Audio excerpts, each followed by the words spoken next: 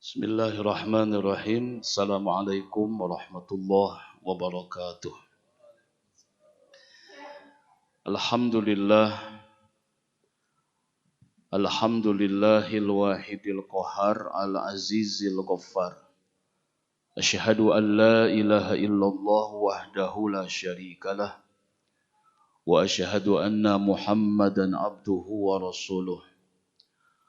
Allahumma salli wa sallim wa barik ala sayyidina Muhammadinir rasulil amin wal habibil makin khatamin nabiyyin wa imamil muttaqin wa sayyidis sabiqin al-lahikin wa ala alihi tayyibin at-tahirin wa ashabihil akramin wa azwajihi tahirati ummahatil mu'minin wattabi'ina lahum bi ihsan ila yaumiddin wa alaina ma'ahum wa fihim bi rahmatika ya arhamar rahimin.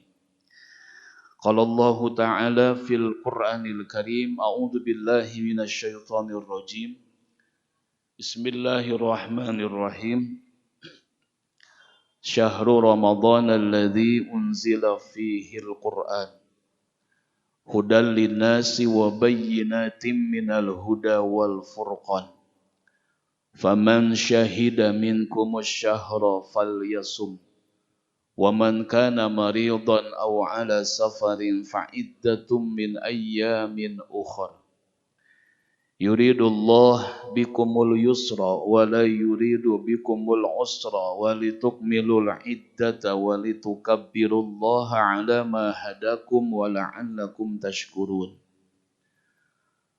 Wa idza sa'alaka ibadi anni fa inni qarib ujibu da'watad da'i idza da'ani falyastajibu li wal yu'minu bi la'allahum yarshudun. Sadaqallahul azim wa sadaqa rasuluhun nabiyul habibul karim wa nahnu ala dzalika minasyahidin asyakirin walhamdulillahi rabbil alamin. Puji syukur kita panjatkan kepada Allah Subhanahu wa taala atas izin dan pertolongannya jua kita dihantarkan dipertemukan pada saum yang ke-17 ini. Harapan dan doa semoga ibadah kita di awal Ramadan sampai hari ini semoga diterima oleh Allah Subhanahu wa taala dan sampai sempurnanya bilangan Ramadan nanti kita masih diberikan sehat walafiat, diberikan umur yang panjang dan diberikan istiqamah, mujahadah dan kesungguhan kita untuk mencapai la'allakum tattaqun. Salawat dan salam limpah curah selalu kepada Nabi Muhammad sallallahu alaihi wasallam wa ala alihi wa azwajihi wa zurriyyati ajmain. Semoga keberkahan keselamatan sampai kepada kita semua. Hadirin yang dimuliakan Allah Subhanahu wa taala. Setiap perbuatan yang kita lakukan merupakan benih yang akan kita petik hasilnya nanti di kemudian hari. Setiap perjalanan yang kita lalui merupakan bentuk pendewasaan kita agar lebih arif dan bijak di dalam mensikapi segala keadaan. Potret kehidupan yang kita lihat, baik atau tidak baik, merupakan barometer bagi kita agar pandai-pandai memilah dan memilih. Baik jadikan teladan, tidak baik jadikan pelajaran. Beratnya beban hidup yang dijalani oleh manusia bukan karena banyaknya masalah dan beratnya ujian. Lebih kepada hati yang belum bersyukur kepada Allah Subhanahu wa taala. Momentum Ramadan membentuk karakter orang-orang beriman. Ramadan membentuk gaya hidup orang-orang beriman. Dan Ramadan pun menjanjikan satu nilai kedudukan, nilai pangkat, derajat, manzilah yang Allah akan sediakan buat kita nanti bisa menghadapi 11 bulan berikutnya dengan momentum 1 bulan ini, harapan bisa mewarnai 11 bulan berikutnya dengan keadaan la'allakum tattaqun. Itulah yang akan mewarnai kehidupan kita di 11 bulan berikutnya. 1 bulan ini hanya latihan kita. Belum ada pangkat dan kedudukan yang Allah berikan. Kita dilatih menahan amarah, kita dilatih bersedekah, kita dilatih bangun malam dan yang lainnya. Untuk apa? Agar bisa membentengi 11 bulan sesudah Ramadan, dan disitulah akan kelihatan manusia la'allakum tattaqun atau tidak saat 11 bulan itu yang dia akan lalui, bukan bulan ini.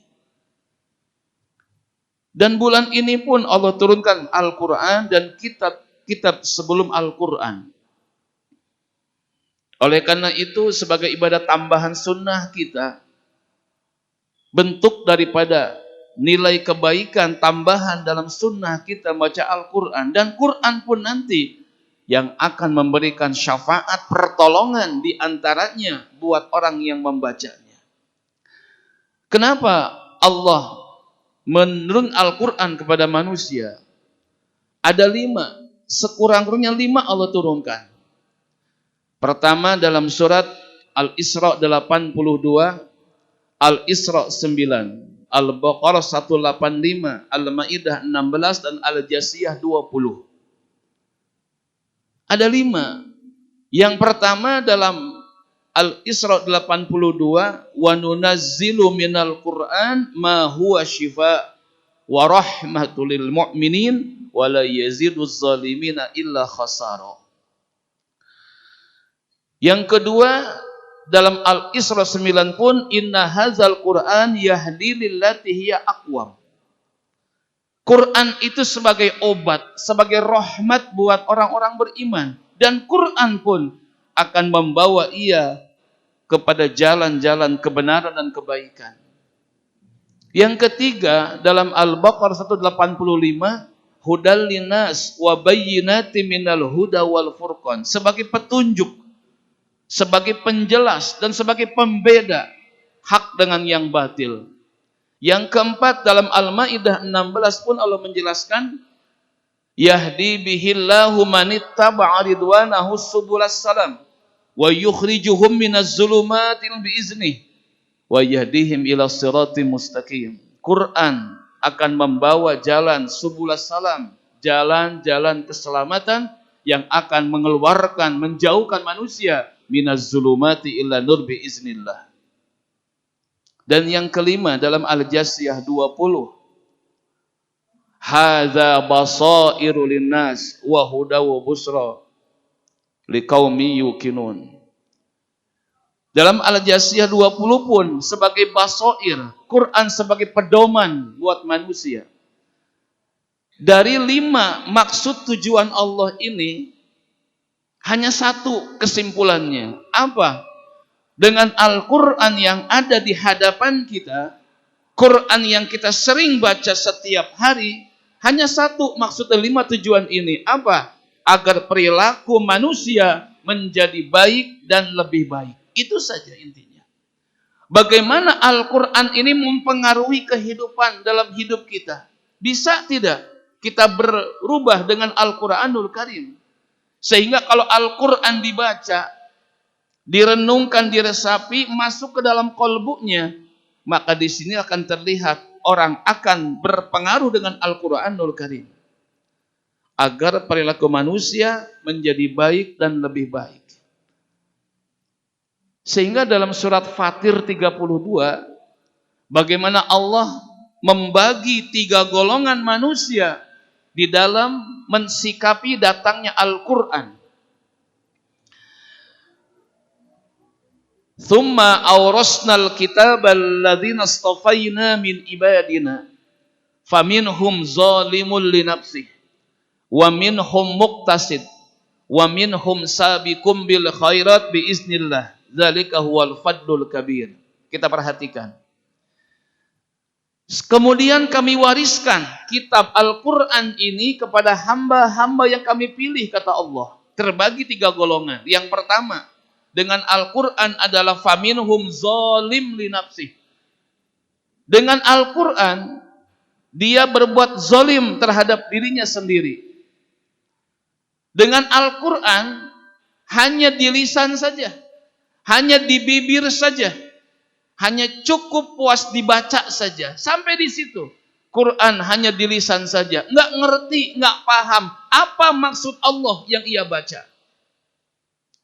Sehingga orang tersebut yang zalim terhadap dirinya sendiri, dia baca ayat perintah Allah, tapi dia langgar sendiri. Dia baca larangan Allah, dia pun melakukan larangan itu. Dia nggak ngerti apa maksud Allah yang dibaca tersebut. Quran yang dia baca ini belum akan mendatangkan syafaat nanti di yaumil qiyamah. Kenapa? Dia yang mengucapkan sendiri, tapi dia sendiri yang melanggar ucapannya. Kenapa? Quran hanya sebatas di lisan saja. Maka saya katakan jangan cukup hanya dibaca. Jangan puas hanya dihatam saja. Kan ada orang yang cukup hatam, merasa cukup dihatam saja. Itu targetnya, bukan. Naikkan lagi. Sebab hanya dibaca saja, hanya hatam saja. Iya, itu berpahala. Tapi maksud tujuan Allah yang tertera dalam Al-Quran belum sampai maksud tujuan tersebut.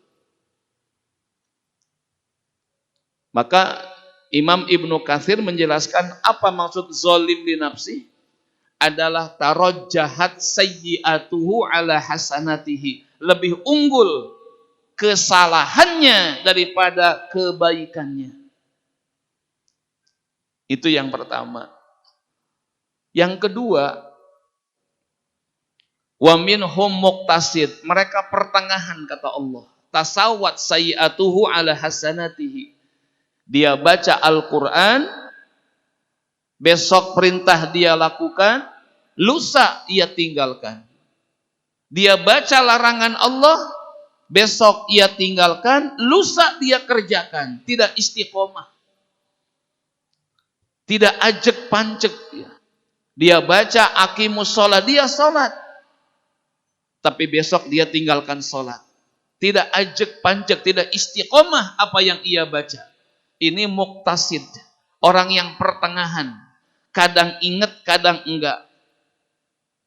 Yang ketiga yang istimewa kata Allah, ini yang kita harapkan dengan Al-Quran. Siapa mereka? Wa minhum sabiqum bil khairat. Mereka yang berlomba-lomba dengan kebaikan dengan izin Allah Subhanahu wa taala. Zalika huwal fadlul kabir. Itulah yang ketiga mendapatkan keutamaan yang sangat besar di Allah Subhanahu wa taala. Sehingga orang-orang yang zalim li nafsi ini hanya di lisan saja. Orang yang muqtasid hanya di tenggorokan Al-Quran.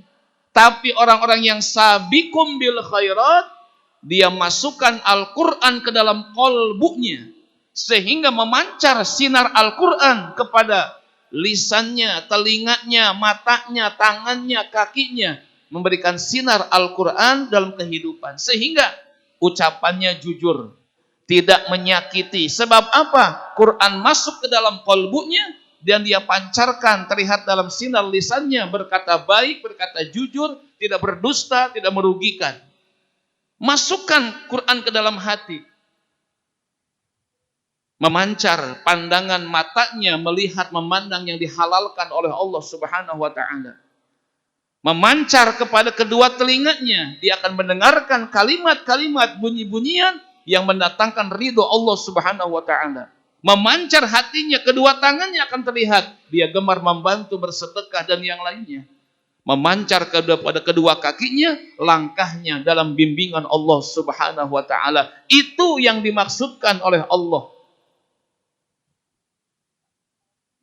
Sehingga kalau Quran dibaca oleh pedagang, Quran masuk ke dalam qalbunya, pedagang akan jujur dengan timbangannya. Itu refleksi sebuah Al-Quran yang masuk ke dalam qalbunya, mempengaruhi kehidupannya. Al-Quran masuk ke dalam hati para pejabat sehingga dia amanah dengan jabatannya dan tidak ingkar janji atas segala yang diucapkannya.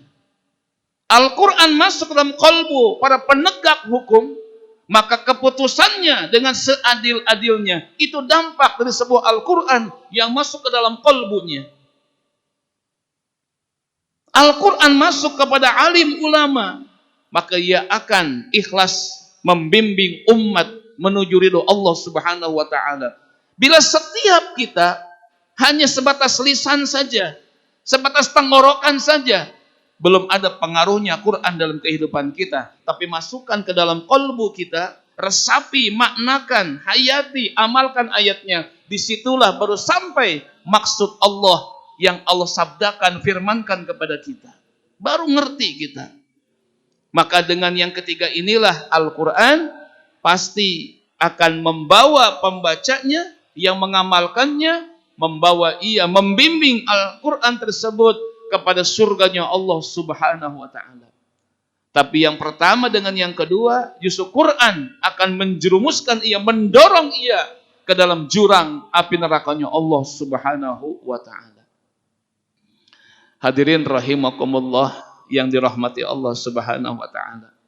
Oleh karena itu naikkan, jangan hanya di lisan saja. Jangan di tenggorokan, hanya pandai berirama saja, lenggak-lenggoknya bagus, belum sampai maksud itu. Tapi yang inti masukkan ke dalam qalbu. Mudah-mudahan surat Fatir 32 memberikan satu semangat kepada kita, satu momentum yang tepat Ramadan ini membentuk satu nilai Qur'ani. Sahabat pernah bertanya kepada Siti Aisyah radhiyallahu anha, "Wahai Aisyah, bagaimana akhlak Nabi Muhammad sallallahu alaihi wasallam?" Jawab Siti Aisyah radhiyallahu anha, "Khuluquhul Qur'an." Akhlak beliau adalah Al-Qur'anul Karim. Maka pantas Nabi Muhammad diberikan gelar Quran berjalan. Karena setiap ucapan, tindak tanduk, perilaku beliau sudah sesuai dengan Al-Qur'anul Karim. Mudah-mudahan yang singkat ini memberikan motivasi semangat kepada kita. Mudah-mudahan surat Fatir 32 pegang erat-erat. Dan semoga kita menjadi golongan orang-orang yang ketiga yang sabiqum bil khairat, yang memegang satu ucapan, perintah dia baca, esok dia kerjakan, istiqomah sampai meninggal dunia. Dia baca larangan, esok ia tinggalkan, sampai akhir hayat tetap istiqomah. Itu harapan kita dan keinginan Allah Subhanahu wa ta'ala. Amin ya Allah ya Rabbal Alamin.